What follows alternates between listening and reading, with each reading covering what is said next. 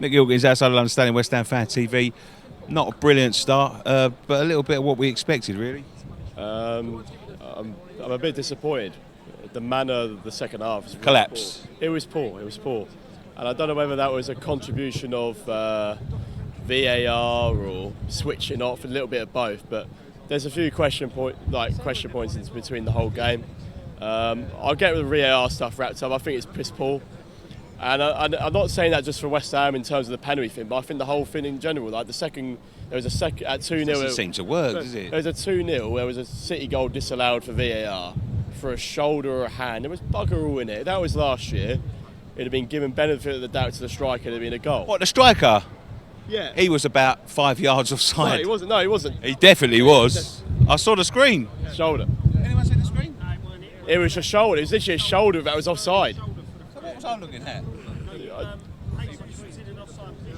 Yeah. Oh, wow, okay. Literally, it was a shoulder that was offside, and for me, I stand corrected. Sorry. benefit of the doubt, that should be given to the striker. The VAR, I don't know whether it was Fabianski Rosano or infringement of one of the players coming in, but when City scored their penalty, there were City players coming in, so it's all a complete mess. And if it's going to work, they've got to get it thrown onto scratch. They've got to be absolutely clear that it's the correct decision. Is it making it too, what's the word? Sanitised. Yeah. Like, you know what I mean? Like, them 5 players encroaching at West Ham, it doesn't make a difference. It already saved the penalty. You know? There you go. That's the point. Like, football for me is a game of debate. After the game, you talk about it, it's a good bit of laugh. But with VAR, it's just you're talking about VAR. I don't want it talking about VAR. I want to talk about the game properly. And ignore that now. Let's talk about the game. I thought it was really poor. I thought the first half, the first 30 minutes, we matched them.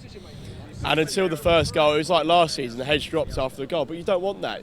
We're meant to be signing players here. I think the capitulation in the second half was worrying, a little bit worrying. To be honest. You shouldn't be having that. We've brought in players that want to play for the shirt, but there were still a few players from last season who I think the heads dropped.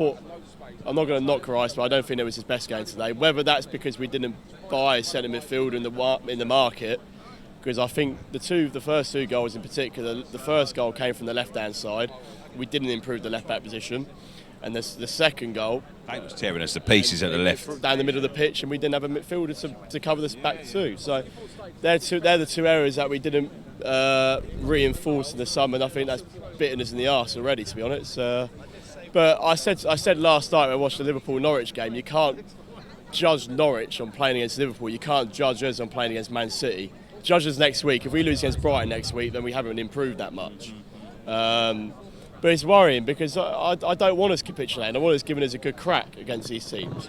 Like the difference between being a team in the mid-table and bottom half to a team maybe challenging the top 6 is you compete against these sides. And we didn't match them today, and we need to be up for the races next week. Any positives?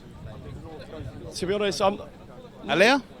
Haller first 30 minutes, but he's not going to be the player that we want him to be if we don't give him the support. And I don't think second half he got that. I was saying to Dom, I think we got caught between a rock and a hard place. We was undecided whether we needed to go attack or defend, and we done neither really. I would agree with you that because the first goal, I don't think we pressed them high enough the pitch. We sat back, do we go, do we not? And then we sat back, and they scored. So it's a difficult one. Like I said, it's early days. I just hope that this doesn't build on to the because we lost the first 4 games last season. We were playing catch up, and. I was hoping today, even if we lost, it was a relatively decent scoreline, so we had a bit of confidence going to next week. But now I just think it's a difficult task next week, and I'm just hoping Brighton don't win today because otherwise they'll be in top 8 for next week. Brilliant, thank you very much. Cheers, mate. Thank you.